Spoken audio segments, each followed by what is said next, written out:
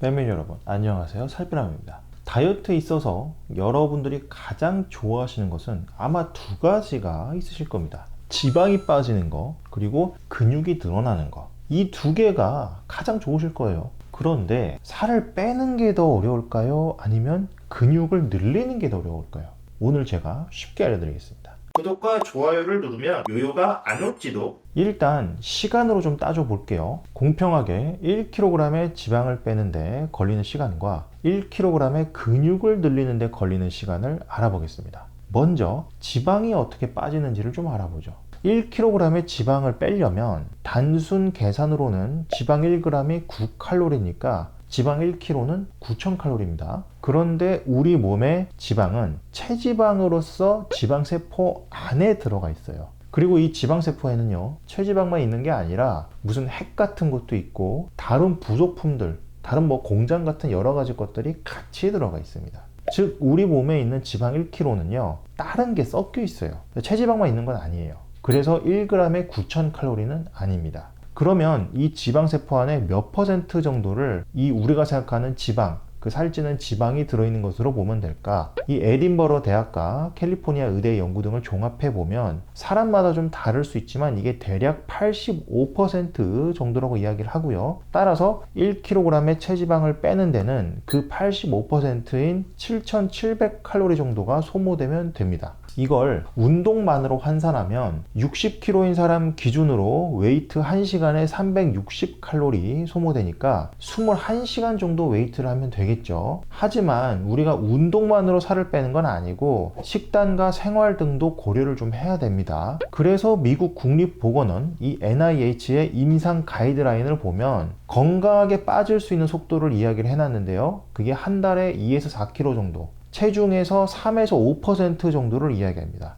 이걸 주 단위로 환산을 해보면 일주일에는 0.5에서 1kg 정도가 빠지는 거니까, 즉 1kg을 빼는데 걸리는 시간은 대략 1주에서 2주 정도라는 이야기가 됩니다.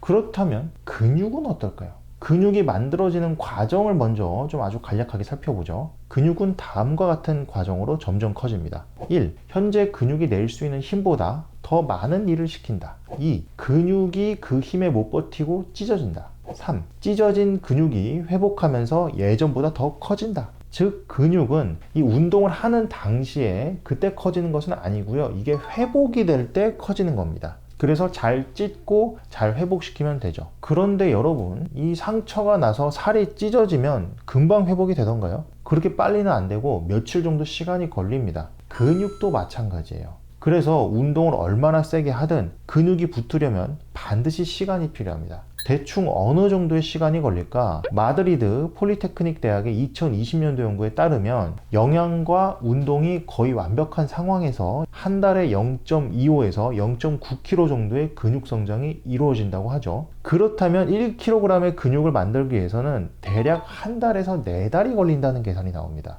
여기까지만 해보면 단순 시간으로 봤을 때 얼마나 걸리는지 알 수 있어요. 지방 1kg 빼는 데는 1에서 2주가 걸리고요. 1kg 근육 만드는 데는 한 달에서 4달이 걸립니다. 가장 적게는 2배 차이가 날 거고 많게는 16배 차이까지 나겠죠. 그렇다면 총 기간 말고 순수하게 운동 시간으로만 따져서 걔네만 따로 빼서 비교해보면 어떨까? 아까 1kg 지방 빼는데 식단 없이 순수하게 웨이트로 칼로리 연소만 치면 21시간이었죠. 그렇다면 근육 1kg 늘린 데는 어떨까? 마드리드 대학의 연구에 따르면 주당 1시간에서 한 9시간 정도, 평균 10.4주를 하였습니다. 그렇다면 이걸 총 계산해보면 10.4에서 93.6시간이 나옵니다. 근육 1kg 최소 시간은 10시간이라 적은 것 같지만 이게 93시간까지 걸리는 것을 생각을 해보면 실제로는 근육 만드는데 운동 시간도 훨씬 오래 잡아야 하는 것을 알 수 있어요.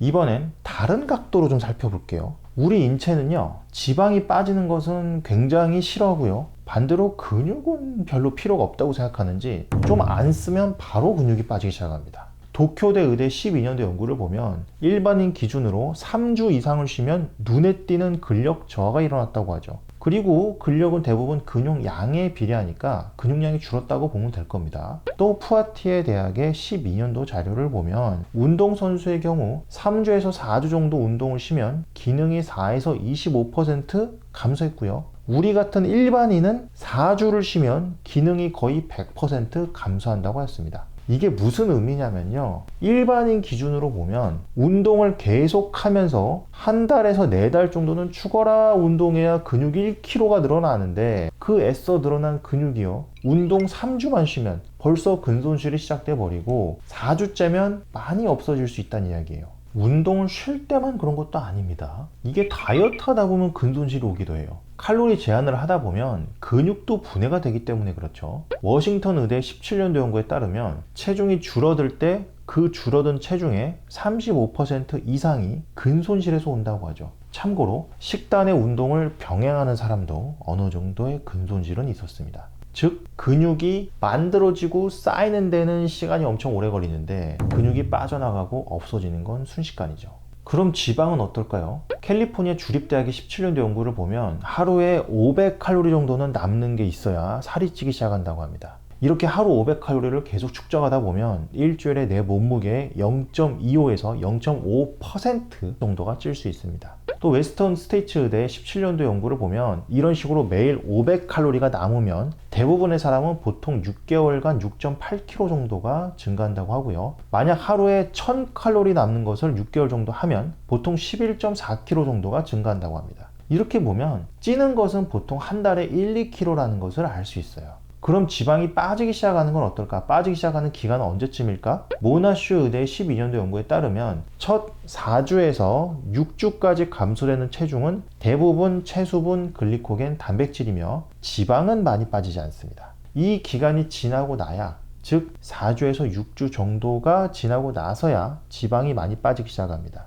그 전에 빠지는 체중은 대부분 글리코겐을 고갈시키면서 수분이 빠지는 것입니다. 즉 지방이 빠지는 데는요, 최소 4주 이상이 필요한 거예요. 그렇다면 지방에 있어서는 이 찌는 거랑 빠지는 게 얼추 비슷합니다. 지방을 빼는 게 물론 쉬운 일이라는 건 아니지만, 하지만 그래도 근육의 경우보다는 좀 더 수월하다는 것을 우리가 알 수 있죠. 이렇게 해서 오늘은 살, 즉 지방을 빼는 게 더 어려울까, 아니면 근육을 키우는 게 더 어려울까를 알아봤습니다. 결론적으로 여러 가지를 따져봤을 때 살을 빼는 게 그나마 좀 쉽고요, 근육을 키우는 게 더 어렵습니다.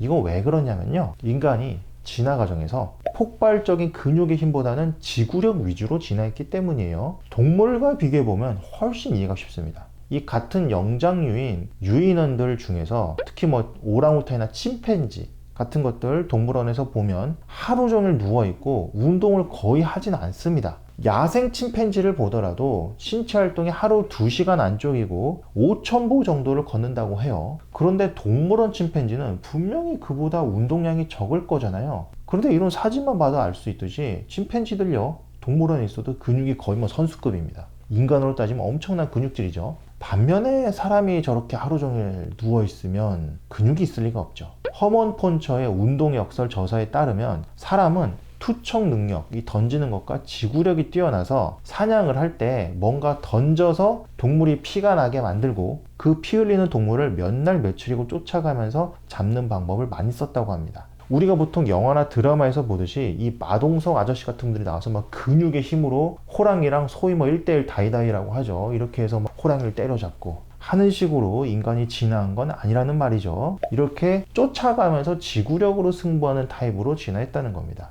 그리고 이런 지구력 마라톤 싸움에 울퉁불퉁하고 쓸데없이 큰 근육은 많아봤자 무겁기만 하고 별로 유리하지가 않아요. 이런 것은 마라톤 운동선수랑 단거리 운동선수랑 근육량 크기를 그냥 보기만 하셔도 쉽게 알 수 있는 부분이죠. 그리고 또 지방은 에너지를 오래 보존할 수 있는 데다가 먹을 것이 부족했던 시절에는 지방이 조금이라도 있어야 흉년 등이 들었을 때 살아남을 수 있었습니다. 따라서 우리 인간이 근육은 그냥 빨리 빼버리더라도 지방은 쉽게 잘 저장하도록 진화했다는 것이죠. 그러면 근육은 만들기 어렵고 살을 빼는 건 그나마 쉬우니까 이 다이어트 하면서 살 빼는 거에나 집중하고 근육은 아예 무시하고 놔버려도 될까요? 아니요, 그렇다는 얘기는 또 아닙니다. 근육 만드는 게 어렵다고 해서 아예 손을 놔버리면 상황이 훨씬 더 악화되기 때문이에요. 아까 살을 빼기만 해도, 다이어트 하기만 해도 근손실이 일어날 수 있다고 말씀을 드렸는데요, 그 상황에서도 운동을 한 사람은 그나마 좀 나았고요, 운동을 안 한 사람은 당연히 근손실이 훨씬 더 심했습니다.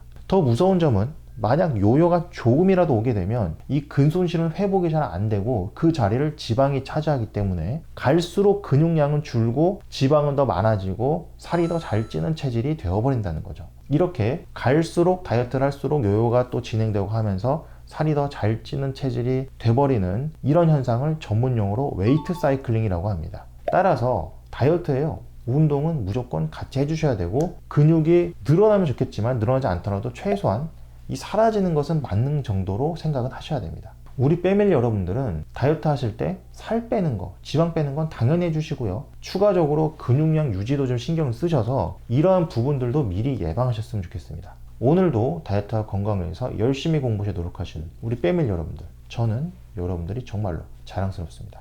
이상 여러분의 다이어트 가이드 살빼남 그리고 브로콜리였습니다. 감사합니다.